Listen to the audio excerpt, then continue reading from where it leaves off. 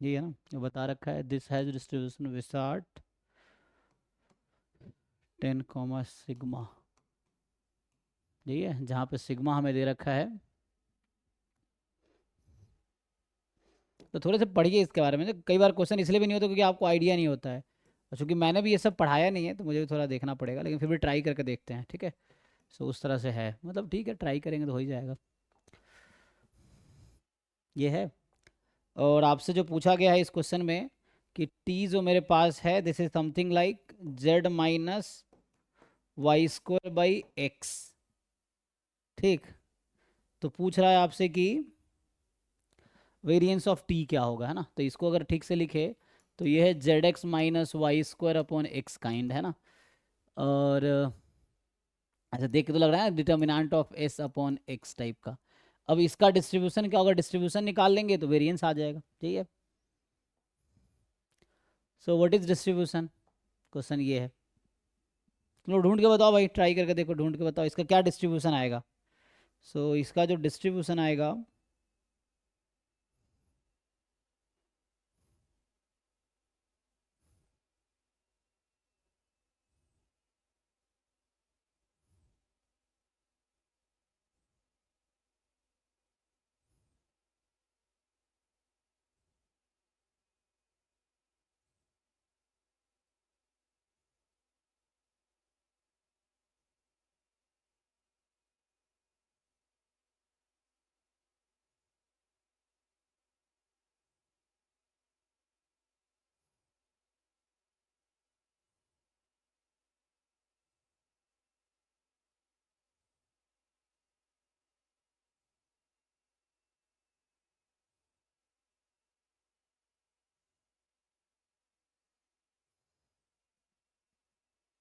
तो एक थ्योरम है, जो ये थ्योरम कहता है, इन्होंने जो लिख रखा है कि इसका कुछ है 1 अपॉन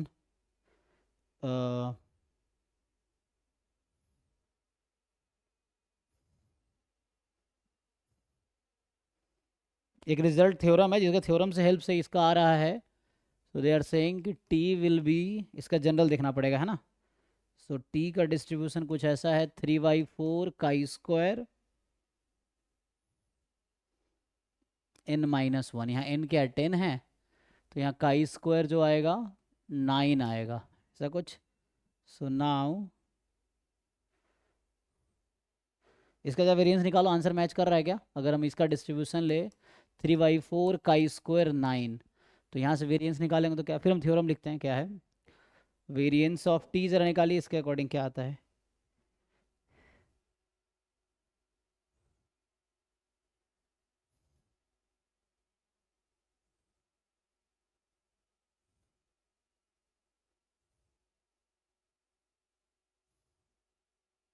सर 81/8। तो यहाँ जैसे ये, यहाँ जैसे ये राइट आंसर है 81/8। अच्छा ठीक, अच्छा फिर तो ठीक, फिर तो वेरिएंस ये होगा वेरिएंस ना, ये हुआ ना। ऑप्शन में है। ऑप्शन में है। ओके सर वही ऑप्शन। ठीक है। तो अब क्वेश्चन आया कैसे, यही ना। हाँ सर देखो क्या प्रॉपर्टी। थ्योरम देखो यूज क्या होगा। थ्योरम यूज होगा। तो यहाँ पे कुछ कह रहा था ये,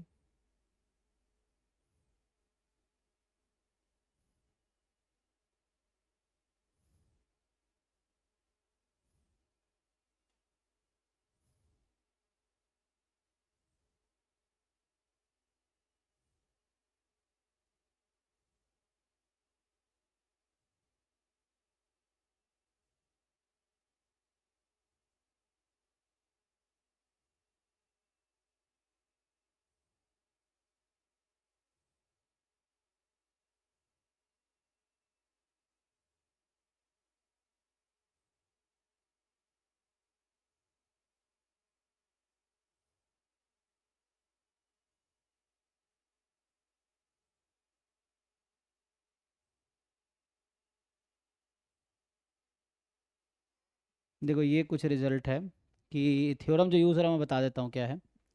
सो जो थ्योरम आपका यूज़ हो रहा है इसमें ये है, मतलब ये थ्योरम बेस्ड क्वेश्चन है तो आपको थ्योरम याद रहेगा तो हो जाएगा। द थ्योरम इज, ये कह रहा है कि let S is a matrix x y y z ना। आप देखते हैं एग्जाम में ज़्यादातर क्वेश्चन डायरेक्टली थ्योरम में फ्रेम होते हैं, तो उसके लिए आपको थ्योरम का स्टेटमेंट याद होने चाहिए। सो ये आ जाएगा एक्स वाई वाई जेड, जिसका डिस्ट्रीब्यूशन अच्छा ये जैसे इन जनरल नहीं लिखा, चलो टू के लिए लिख देते हैं एन सिग्मा अभी के लिए, मतलब इसको जनरलाइज भी किया जा सकता है ना। तो अभी के लिए मैं इसको जनरलाइज करके भी लिख देता हूँ, अभी पर्टिकुलर इस केस में लिख देता हूँ जहाँ पे वेयर मान लो है ना, अगर टू की जगह एम होता तो क्या आंसर होता, तो अभी पहले इस टू के लिए लिख लो, फिर हम उसके लिए देखते हैं। सो यहाँ पे जो सिग्मा है, लेट्स से ये मैट्रिक्स है सिग्मा 1 1 सिग्मा 1 2 सिग्मा 2 1 सिग्मा 2 2, ठीक। नाउ ये कह रहा है ना, ये जो टर्म है ना टी, एक्चुअली उसको बोल रहा है एस्चूर कॉम्प्लीमेंट ऑफ एक्स। तो ये टर्म आपको देखना है क्या है इन एस। अच्छा है ना, ये जो टी जो लिखा था ना, जो हमने लिखा था डिटर्मिनांट एस अपॉन एक्स, जो कि एक्चुअली आया था z minus y square upon x, इसका जो नाम इन्होंने रखा है कुछ, सो ये थ्योरी डिटेल में पढ़ने के बाद समझ आएगा आपको ना। सो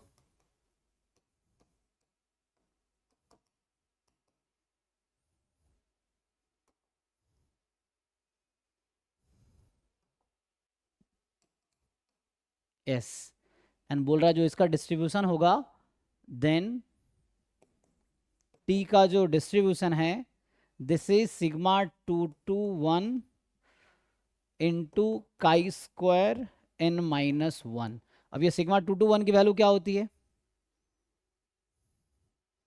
ये बताइए, ये जो नोटेशन है इसका क्या मतलब है, या इसको मैं sigma 2 2 minus sigma 2 1 sigma 2 to 1 का मतलब है, हाँ sigma two two minus sigma 2 1 sigma 1 1 inverse sigma 1 हाँ 2 सिमेट्रिक होगा वो तो सिग्मा 2 1 या 1 क्या बोल रहे हैं 2 1। Bracket square divided by sigma 1 1। तो निकालिए आपके क्वेश्चन में क्या आंसर आएगा इसका, ये आएगा 3/4 जो आपका आया था ना, यही 3/4 आया था ना, आप लिखा था, तो 3/4 आएगा, पुट कर लीजिए आपके क्वेश्चन के हिसाब से। तो हो गया, सो ये हो गया, तो यहीं से आंसर आ गया ना आपको, यही चाहिए था ना आपको। अब इसको जनरलाइज करें तो क्या यस होगा, सर। तो इससे आंसर इसको इस थ्योरम पे बेस्ड है आपका।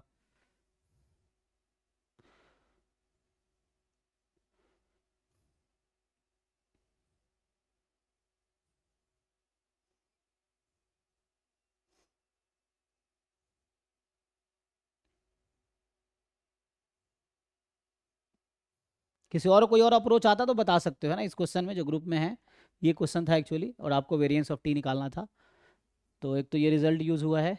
अच्छा इसको अगर जनरलाइज कर लूँ मैं तो क्या आंसर आएगा, लेट्स से जनरलाइज फॉर्म में लिख दें, तो इस थ्योरम को अगर मैं जनरलाइज करूँ, मैं इसको जनरलाइज करके लिखता हूँ, ठीक है। एक तो ये अभी आपके क्वेश्चन में यूज़ होगा, मान लो 2 की जगह 3 होता तो क्या डिफरेंस आता, ये मैं जिन लोगों को पढ़ा है वही बताओ।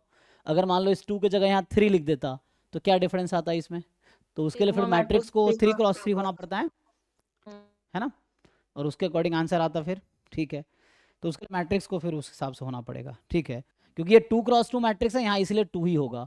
अगर 3 क्रॉस 3 होता तो जाके यहाँ पर 3 होता, तो फिर उसके अकॉर्डिंग आंसर वैसा बनता है, इन्होंने थ्योरम एक है, फिर लिखना है भी तो मैं लिख काय देता। स्क्वायर फिर भी काय स्क्वायर n-1 ही होता सर। नहीं वहाँ पे जो है फिर आता वो विसार्ट में चला जाता है एक्चुअली, तो उसका जो आंसर है विसार्ट m माइनस के, तो मैं लिख देता हूँ वो थ्योरम अगर लिखना चाहोगे तो। अच्छा इसका आंसर जो आएगा ना विसार्ट में जाएगा, क्योंकि n-1 की वजह से ना यहाँ जो 1 1 आ रहा है। हाँ, तो वो फिर काई स्क्वायर बन गया था एक्चुअली है ना, तो हम्म, ये जनरलाइज करोगे तो विसार्ट हो जाएगा, मैं लिख देता हूँ जनरल थ्योरम लिखना चाहो तो इसका जो जनरलाइज फॉर्म है वो है, ये है कि वो ये कह रहा है कि मान लो लेट कि कैपिटल एस जो है वो एक मैट्रिक्स है किस ऑर्डर की, m cross m, and this has distribution है ना, जो भी एलिमेंट होगा, सो दिस हैज डिस्ट्रीब्यूशन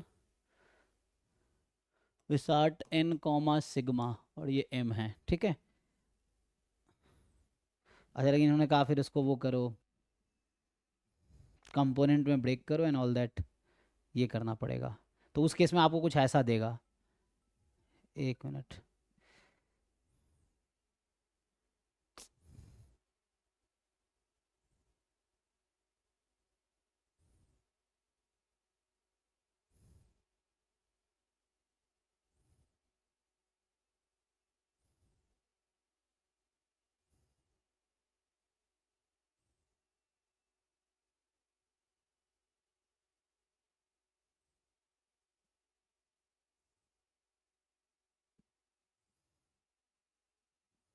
ठीक है, इसको कंप्लीट कर देता हूँ। तो ये कह रहा है कि मान लो आप इस तरह लिखोगे, अच्छा suppose you write S as x. अब यहाँ एक्स एक सिंगल एलिमेंट नहीं होगा, एक्स एक मैट्रिक्स एक्चुअली, ठीक है। एक्स, फिर यहाँ y transpose y and z, जहाँ पे क्या है उस तरह ब्रेक किया इन्होंने ना, इस जनरलाइज किया है कि लाइक एक्स तो ठीक है, सो लाइक एक्स मान लो आर है, 1x1 का है, वाई जो है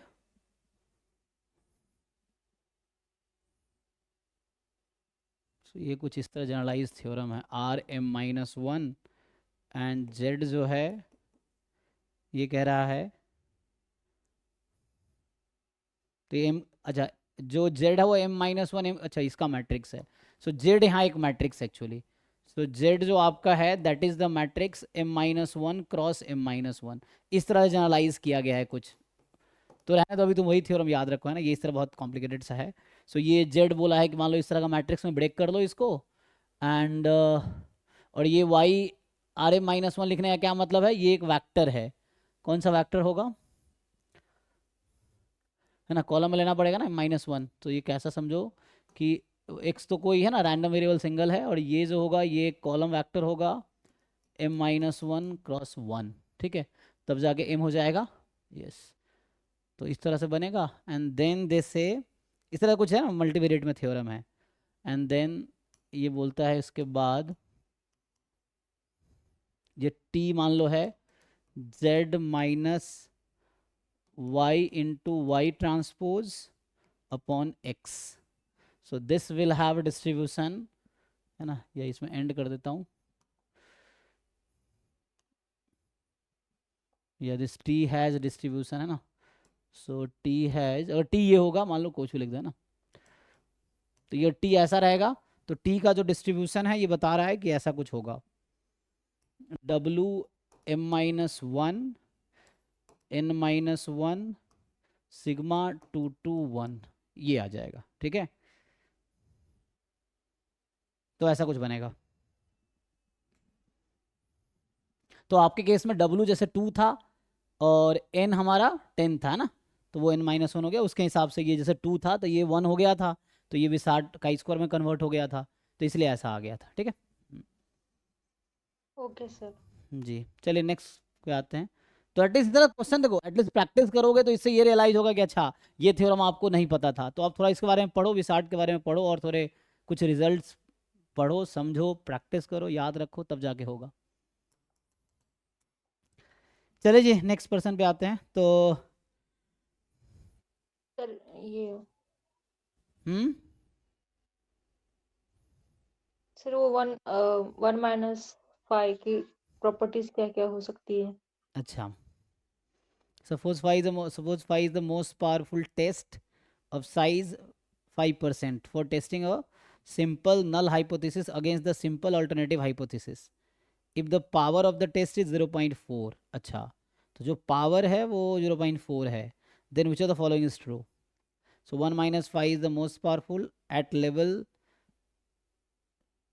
तो 1 माइनस फाइव का क्या मतलब होगा, अगर आप फाइव जब लिखते हो, सो सपोज मैं अगर नॉन रैंडमाइज टेस्ट की बात कर रहा हूँ, तो जैसे मान लो 1 और यहाँ 0, तो 1 when x belongs to c, c is the critical region, and यहाँ x does not belong to c otherwise, तो 1 माइनस फाइव क्या हो जाएगा कि यहाँ 0 यहाँ 1 when x belongs to c and x does not belong to c। इसका मतलब है कि जब आप ये बोलते हो कि फाई एक क्रिटिकल रीजन है, मतलब फाई टेस्ट फंक्शन बोलते हैं फाई को, C is the critical region non randomise test में, है ना।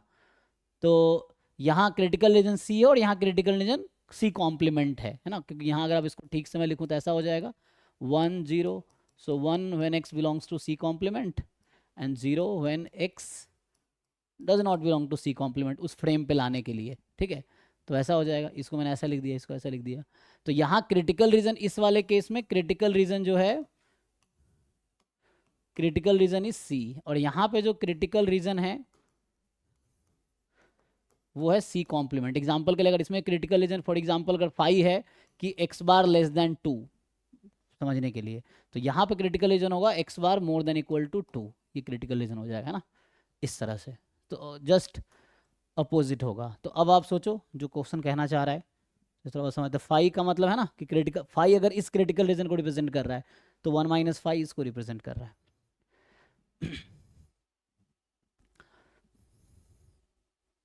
नाउ पूछ कह रहा है 1 माइनस फाइव मोस्ट पावरफुल होगा जिसका लेवल 0.6 होगा। तो ये बिल्कुल वैसी कुछ बात नहीं हो गई कि like we are just changing H0 H1। तो इस तरह क्वेश्चन एग्जाम में था, जो PYQ में अगर आपने देखा होगा एक क्वेश्चन हमने देखा था कि जैसे H0 में 40 जैसे है ना एग्जाम्पल के लिए कि theta is equal to theta not और H1 में theta is equal to theta 1। तो ये एक प्रॉब्लम है। और दूसरा प्रॉब्लम है H0 स्टार कि theta is equal to theta not and H1 star star दूसरा क्वेश्चन है, ठीक है ना। तो ये देर आर टू प्रॉब्लम। तो इसमें जो आपके पास है कि थीटा आपके पास इक्वल टू थीटा 1, यही है। नहीं थीटा 1 तो मुझे यहाँ लेना है, और मतलब इंटरचेंज कर रहा हूँ H0 H1 को हम इंटरचेंज कर रहे हैं, ठीक। सो H0 H1 हमारा क्या हो रहा है, इंटरचेंज हो रहा है। So theta is this now. तो इन दोनों में क्या रिलेशन होता है, जब मैंने उस दिन बताया था, मान लो इसका साइज अगर अल्फा है और पावर बीटा है, तो हम लोग ये डिराइव किए थे कि इसका जो साइज है वो 1 माइनस अल्फा हो जाता है और इसका जो पावर है वो 1 माइनस अल्फा हो सॉरी इसका साइज 1 माइनस बीटा हो जाता है और इसका पावर 1 माइनस अल्फा हो जाता है। देखिए इसे रिलेट कर पाएंगे। अब बताइए ऑप्शन आप। सो फिर से मैं ये कह रहा हूँ, जैसे मान लीजिए इसका क्रिटिकल रीजन सी है, ठीक। This has a critical region C, so this will have a critical region C star, C मतलब सी कॉम्प्लीमेंट। अगर इसका critical region x vector belongs to C है तो इसका होगा x vector belongs to C. कहाँ पे हम लोग, यहाँ पे थे ना। तो x belongs to C complement एक दूसरे का अपोजिट है, मतलब अगर फाई इसका टेस्ट फंक्शन तो इसका 1 माइनस फाई टेस्ट फंक्शन होगा, यही है। सो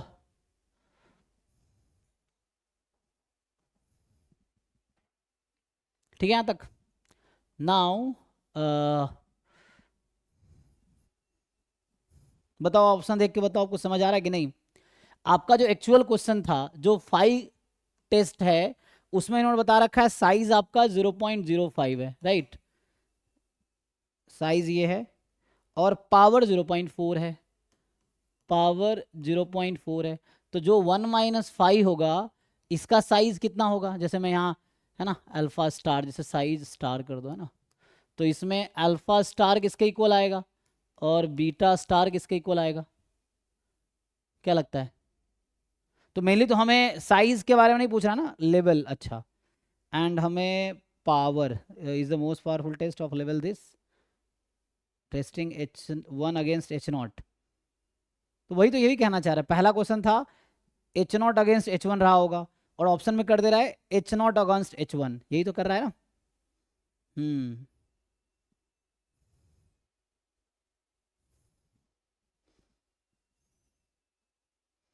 क्या होगा, तो इसके हिसाब से अगर मैं ये सोचूं कि सही है तो ये तो 0.6 आ जाएगा और यहाँ 0.95 आ जाएगा, ऐसा कुछ।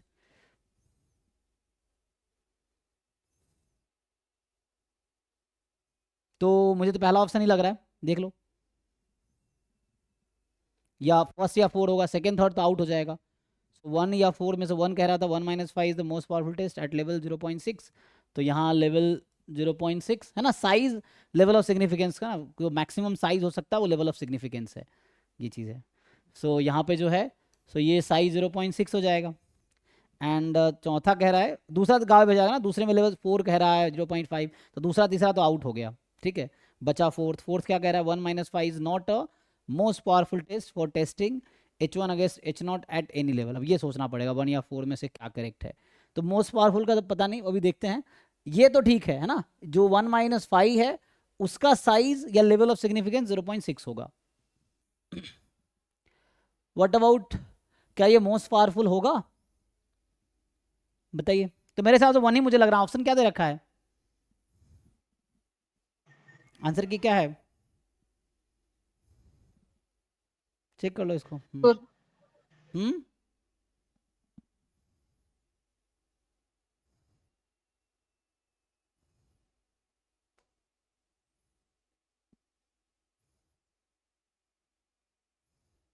और आपका जो नेक्स्ट क्वेश्चन था x1 x2 x13, this is the उसका फोर्थ उसके रखा है। फोर्थ अच्छा, ऑप्शन में नहीं सर, इसका नहीं, नेक्स्ट क्वेश्चन में। ये क्या था, इसका आंसर कुछ है कि नहीं है? सर वो आंसर की नहीं है। देख लीजिएगा, ठीक है।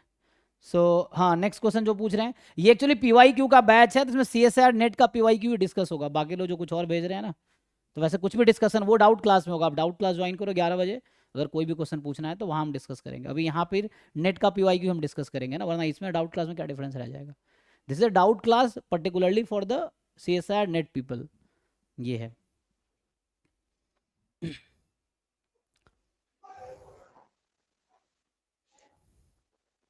नेक्स्ट वाले में क्या, x1 x2 xn IID है, x Poisson theta, and which of the following statement are true. इसमें क्या दिक्कत है? सर उसका फोर्थ ऑप्शन भी राइट है, मतलब एक variable e raise to x और बाकी सब लीनियर फॉर्म में।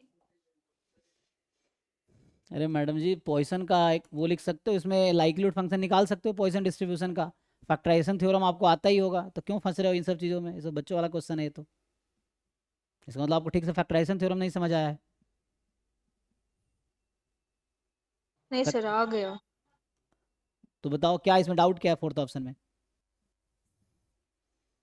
ई की पावर x7 अलग है, 1 through 6 अलग है, और 8 to 13 अलग है।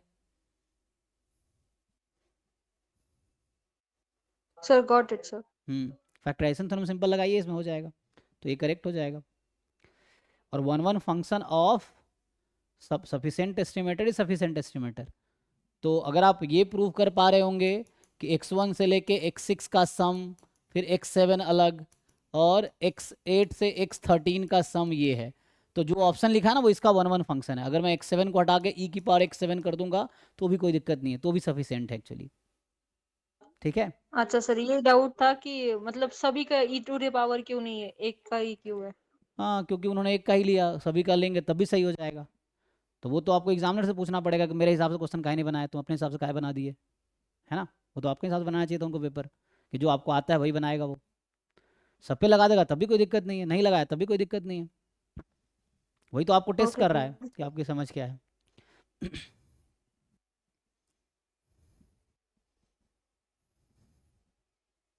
एनीवे ठीक है, आज ही स्टॉप करता है, उसका लेट हो गया था, अभी नेक्स्ट बैच का टाइम है, तो अगले क्लास में मिलते हैं।